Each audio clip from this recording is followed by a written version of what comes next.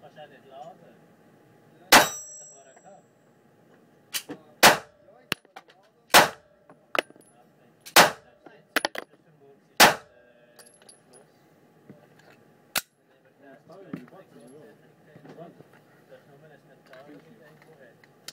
What's